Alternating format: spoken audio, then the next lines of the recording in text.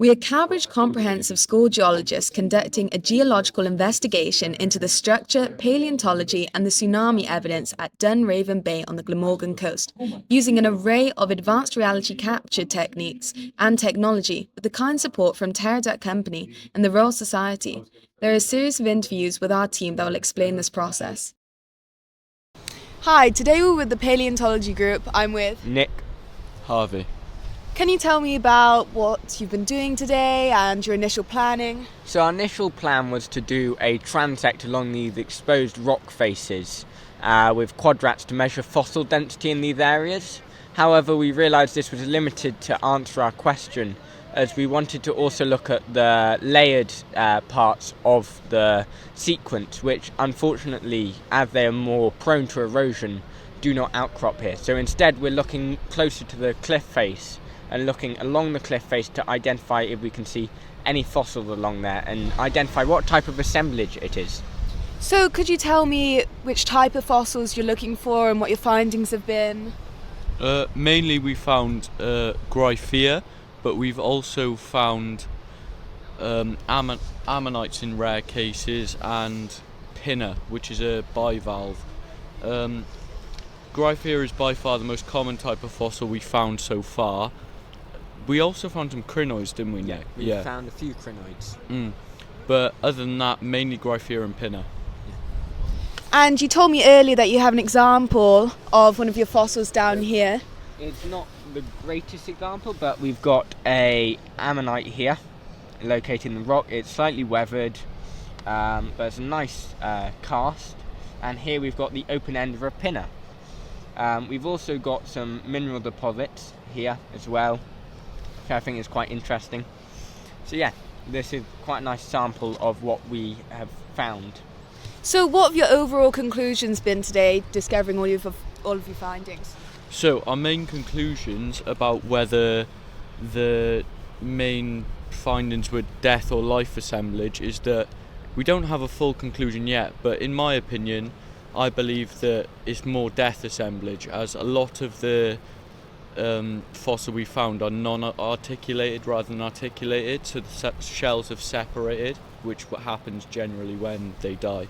So we think it's death assemblage. Do you agree?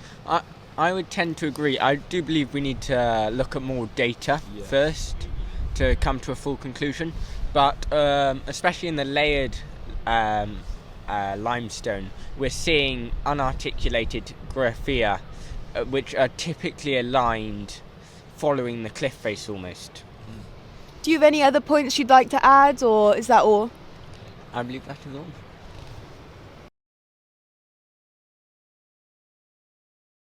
And I'm with Bruno and Slout. Can you tell me a bit about your findings and what you've been doing so far? Well, we're looking at what folds and faults are here at Dunraven, and then using that to see what kind of stress formed them. So have you figured out what stress has formed? We can see a fold right behind us. Can you explain anything about this? This would have all been formed by compressional stress, because this is a reverse fault. The lower Carboniferous rock over there has been pushed up above the Jurassic rock here. So what type of fold is this? We have an antiform and we have a synform fault, and then we look over there, we have the actual fault itself, which pushed this up and this down. Have you identified what type of rock it's been made out of? So this is Jurassic limestone, and if we go over there, that is Carboniferous limestone, and the fault itself is made out of a really compressed myelinite due to the compressional stresses. Oh, well, that sounds very interesting. Hi, I'm here with the tsunami group today with Emrys Island. Can you tell me what you've been doing today?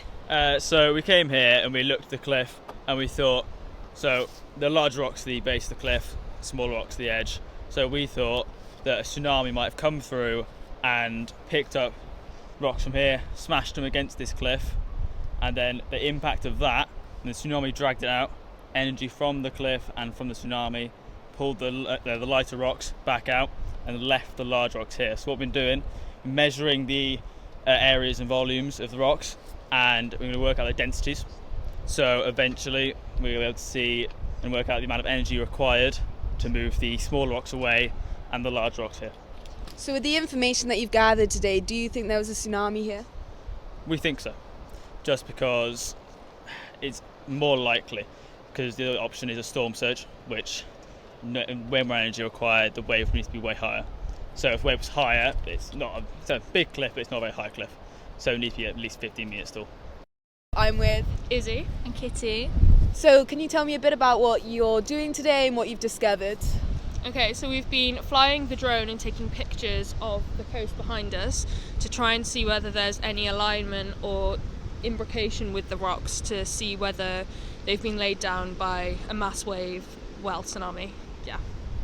And then we've also been recording data from the base of the cliff all the way down to the beach to see the shape of the rock, like the correlation between the shape or the base of the cliff and down towards the beach, to see the erosion and the bigger rocks move by tsunami or if they move by just normal tidal waves. I was speaking with the other group earlier and they thought there was indication that there was a tsunami. Is that the case with your group and your findings? Yeah, I think so. Yeah. With the pictures that we've taken, it definitely does show alignment, and we're going to map it out in the classroom to show like the long axes going all the same way, to show that it was done by like a mass flow by the tsunami. So yeah, we think there probably was. Yeah, and with relation to the size of the rocks, the shape of the rocks, the bigger rocks and the more angular rocks that haven't really been eroded are towards the base of the cliff, showing that they've fallen, and the only force that could have moved these are most likely a tsunami or a mass wave, and then they get smaller as they get towards the beach, which is deposited from the sea probably.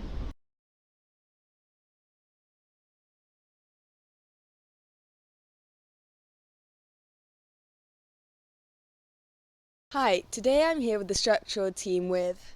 Hello. Could you tell me about your final conclusions and what you've discovered?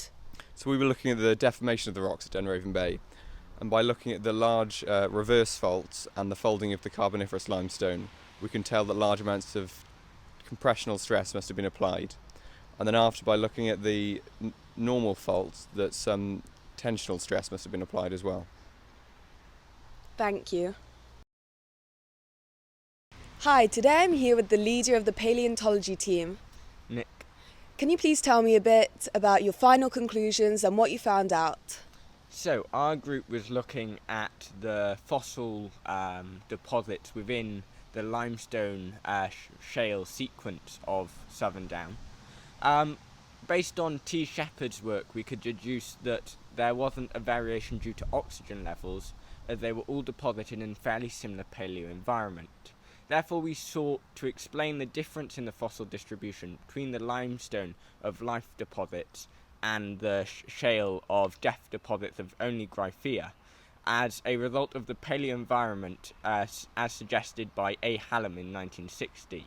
So we seek to explain it as a result of storm deposits of sediment causing fragmentation of the Gryphea and chucking them up into the ocean higher up, and where they settle down on top of the life deposits. Thank you very much. Hi, today I'm here with one of the members of the tsunami team. Can you tell me about what you've discovered over the course of your investigation? So we were looking at the different types of rocks and the volume and sizes of them, and we noticed that the volume, of course, increased towards the base of the cliff. So, of course, it is quite hard to predict what happened 400 years ago, but we theorise, and we think what happened was a tsunami came in, hit the cliff face, and then caused the rocks of the cliff face to explode outwards. And so we think it was a tsunami because storm surge way too high. But yeah, that was our theory. Tsunami hit the cliff, came out, and that's what happened. Thank you very much. Thank you so much for watching. We would especially like to thank the whole Year 12 Cowbridge Geology team, Nicholas from TerraDat, and the Royal Society for funding this project.